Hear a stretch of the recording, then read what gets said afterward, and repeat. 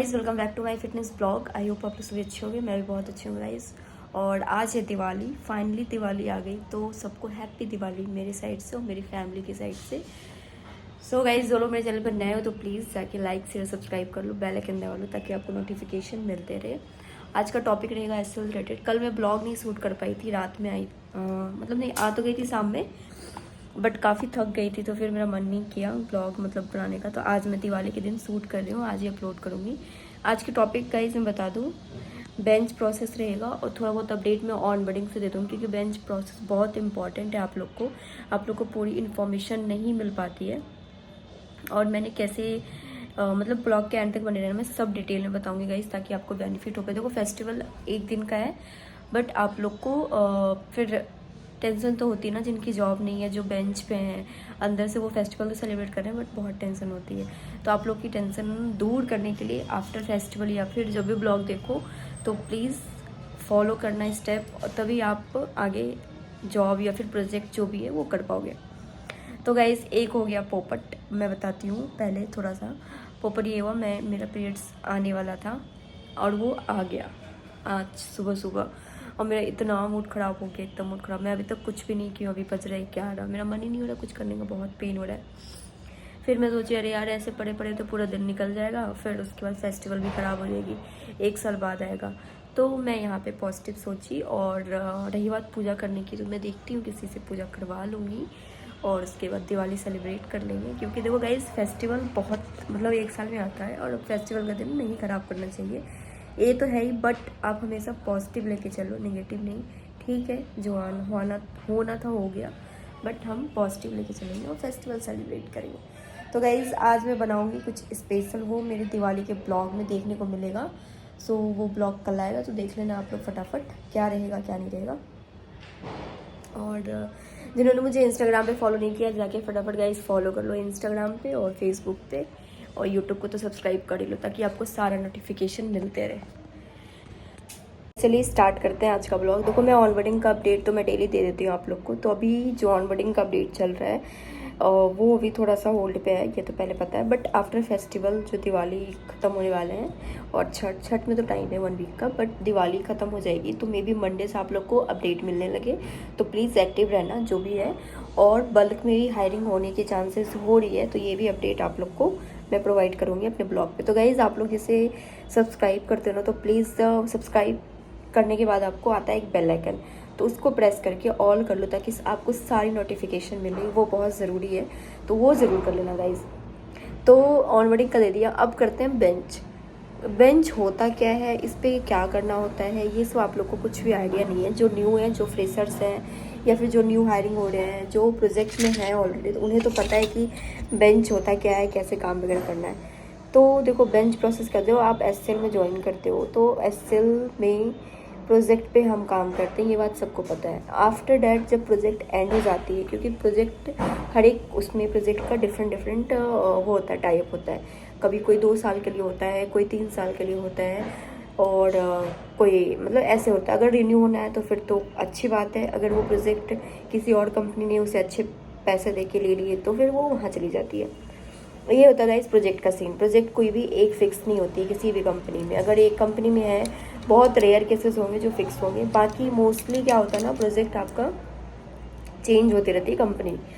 तो मैं जब स्टार्टिंग में थी तो मेरे प्रोजेक्ट भी चेंज हुई, मेरी ये 3rd प्रोजेक्ट है। तो अब बारी आती है बेंच की। तो हम बेंच पे कब मूव होते हैं, बेंच क्या होता है, जब एसएल से जब आपकी प्रोजेक्ट ख़त्म होती है तो एसएल में एक मतलब उसी के अंदर नेम है बेंच प्रोसेस। हमें बेंच पे रखा जाता है, उस बेंच पे क्या हमें सैलरी मिलती है नहीं मिलती है, ऑफिस जाना होता है नहीं जाना होता है, अटेंडेंस कौन अप्रूव करता है, ये सारा डिटेल बताऊंगी मैं गाइस आज आप लोग को। तो देखो जब हम प्रोजेक्ट एंड हो गया, मैं उसका सिनेरियो पहले बताती हूँ, फर्स्ट स्टेप क्लियर करती हूँ। सेकंड स्टेप में क्लियर करूँगी क्या हम प्रोजेक्ट एंड भी नहीं और फिर भी बेंच पे जा सकते हैं, वो सिनेरियो भी मैं बताऊँगी एज एग्जाम्पल लेके। थर्ड स्टेप में क्लियर करूँगी आपको बेंच पे है, सैलरी मिलती नहीं मिलती, ऑफिस रिपोर्ट करना होता नहीं करना होता है, अटेंडेंस कौन अप्रूव करता है। टोटल 3 स्टेप शेयर करूँगी, तो गाइज ध्यान से सुनना बिल्कुल विदाउट स्किप किए हुए। और प्लीज़ लाइक कर देना गाइज, एक छोटा सा लाइक करना और कुछ नहीं करना।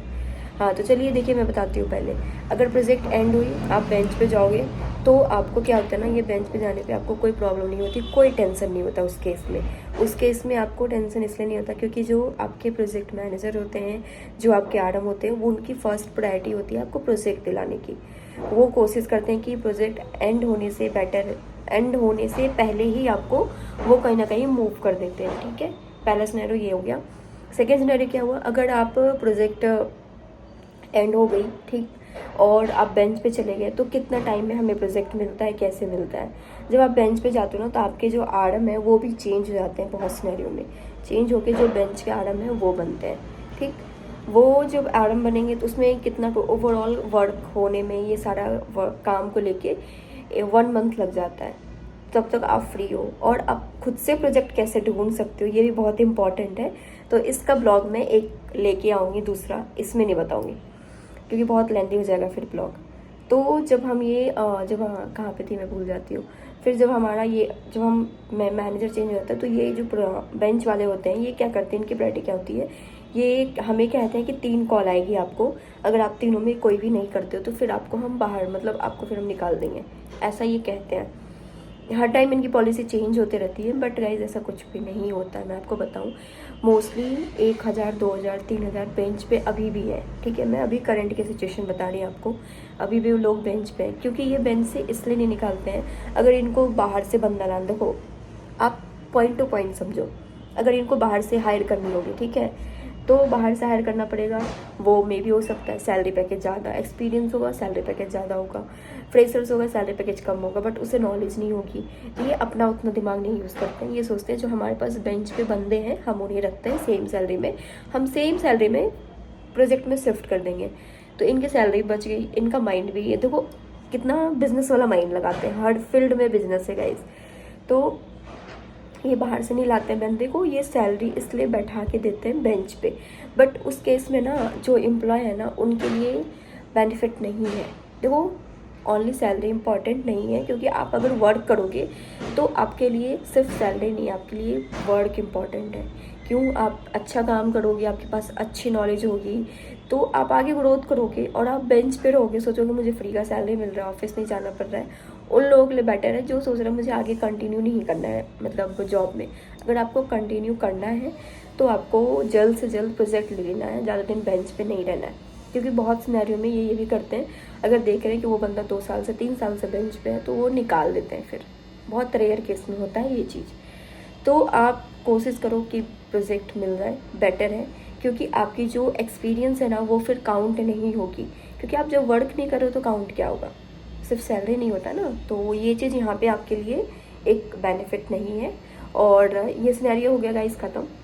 सेकेंड सिनेरियो क्या है कि हम बेंच पे अगर प्रोजेक्ट नहीं एंड हुआ, अगर कुछ मिस्टेक कर दिया, तो हमें मूव करते। देखो अगर प्रोजेक्ट में कोई पॉलिसी है, अगर आप उसके अगेंस्ट काम करते हो, तो आप बेंच पे वो मूव कर देते हैं कि ऐसा ऐसा मेल कर दिया ऑफिशियल, और उन्होंने दिखा दिया विथ प्रूफ एचआर को, और फिर वो आपको बेंच पे मूव करना होता है, मतलब कर ही देते हैं। तो एक ये सिनेरियो हो गया, आपके साइड से मिस्टेक होगा, आप फिर भी बेंच पे जाओगे। कोई भी हायरार्की ब्रेक हुआ कुछ भी, तो उस केस में भी ये बेंच पे मूव करते हैं। और गाइज एक चीज़ और बेंच पे बता रही हूँ, तो गाइज ये अगर आप बेंच पे रहते हो, आपको प्रोजेक्ट कोई भी मिलती है, तो आप चाहोगे कि लोकेशन चेंज हो जाए, मैं ये लोकेशन नहीं करूँगा, मैं वो लोकेशन, तो वो आपकी नहीं मानी जाएगी। क्योंकि वो तो मौका देखते हैं कि अगर बंदा नहीं एग्री कर रहा तो बंदे को निकाल दो। तो इसलिए आपको जो भी प्रोजेक्ट मिल रहा है, जहाँ भी मिल रहा है, 6 मंथ के लिए कर लो, फिर आप अपना चेंज कर सकते हो उसके अकॉर्डिंग। तो गाइज ये थी सिनेरियो सेकेंड। थर्ड सिनेरियो क्या है गाइज, और एक चीज़ मैं कह रही थी बट वो भूल गई, याद आता तो मैं बता दूंगी एंड तक। थर्ड सिनेरियो क्या है, अगर आप बेंच पे जाते हो तो सैलरी मिलती है, क्या सैलरी डिडक्ट भी होती है, अटेंडेंस लगाना कौन अप्रूव करता है, और हम ऑफिस रिपोर्ट करते नहीं करते। देखो न्यू पॉलिसी अभी चेंज हो गई है, और अभी सेम पॉलिसी यही है कि आपको ऑफिस रिपोर्ट करना पड़ेगा 7 आवर्स के लिए, चाहे आप IT में बैठो चाहे कहीं बैठो। सेकेंड और फर्स्ट हो गया, सेकेंड थिंग हो गया गाइज, हाँ मुझे याद आ गया, फिर भूल गई मैं तो गाइज ये इफेक्ट है जॉब करने का। जब हम जॉब करते हैं, जब हम क्लाइंट से करते हैं ना इंटरेक्ट, बहुत सारे टिकट लेते हैं, बहुत सारा मेल, वो माइंड में चलती है आगे पीछे पीछे आगे। तो अभी वो मेरे साथ हो रहा है, वही चीज़ होता है जो अभी याद आ गया, वो थोड़ी देर बाद अभी याद आ गया। तो हाँ गाइज, आप बेंच पे, आपको ये चीज़ बहुत इंपॉर्टेंट है, कोई नहीं बताएगा। आपके पास 5 ईयर एक्सपीरियंस है तभी आप बेंच पे मूव हो सकते हो। अगर 5 ईयर एक्सपीरियंस नहीं है तो बेंच पे मूव नहीं हो सकते हो। ये बहुत इंपॉर्टेंट है। सो ये चीज़ मैं बताने वाली थी, अब याद आ गया। तो ये चीज़ आप हमेशा कंफर्म कर लेना अपने आचार से, ये पॉलिसी भी चल रही है तो इसलिए मैं आपको बताई। सेकेंड थिंग क्या है, मतलब लास्ट में बता रही हूँ अब, कि बेंच पे अगर हम रहते हैं तो उस अटेंडेंस कौन अप्रूव करता है। देखो आप बेंच पे जब जाओगे तो आपके मैनेजर चेंज हो जाएंगे। जो बेंच वाले मैनेजर होते हैं वो डिफरेंट टीम अलग अलग होती है, अलग अलग प्रोजेक्ट के अलग अलग होते हैं, तो वो आपके मैनेजर बनेंगे और वो अटेंडेंस अप्रूव करेंगे। अटेंडेंस अप्रूव होगी देन आपके अकाउंट में सैलरी आएगी। अगर अटेंडेंस अप्रूव नहीं हुई तो सैलरी होल्ड हो जाती है।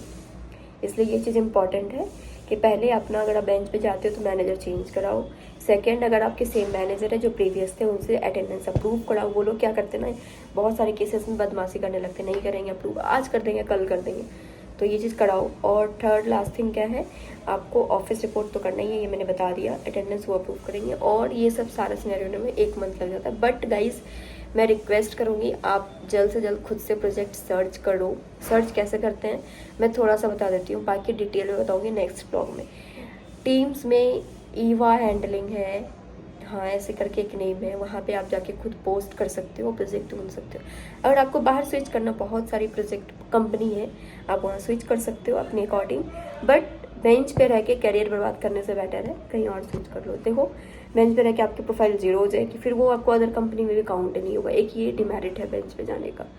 बाकी बहुत लोग सोचते हैं अरे बेंच पे है तो कोई बात नहीं, इफेक्टिव है ये, ऐसा नहीं है। अगर आप छोटे मोटे कंपनी में जाओगे तो काउंट हो जाएगा। अगर आप बड़े कंपनी में जाओगे जहाँ पे एक्सपीरियंस लेटर मांगा जाता है, आपके एक्सपीरियंस लेटर में ही लिख दिया जाएगा कि इतने मंथ से इतने मंथ बेंच पीरियड थे। वो जब देते हैं आपको एक्सपीरियंस लेटर तो उसमें मेंशन हर चीज़ होता है। इसलिए मैं आपको ये चीज़ सजेस्ट कर रही हूँ। बहुत लोग अभी बेंच पे हैं जो मुझे मैसेज कर रहे थे, उनके लिए मैंने ये ब्लॉग शूट किया है। बाकी गाइस कोई भी अपडेट होता है मैं नेक्स्ट ब्लॉग बनाऊँगी, शूट करूँगी। सो आज का ब्लॉग यहीं पे करते हैं एंड। सो मिलते हैं नेक्स्ट ब्लॉग में। Bye, take care.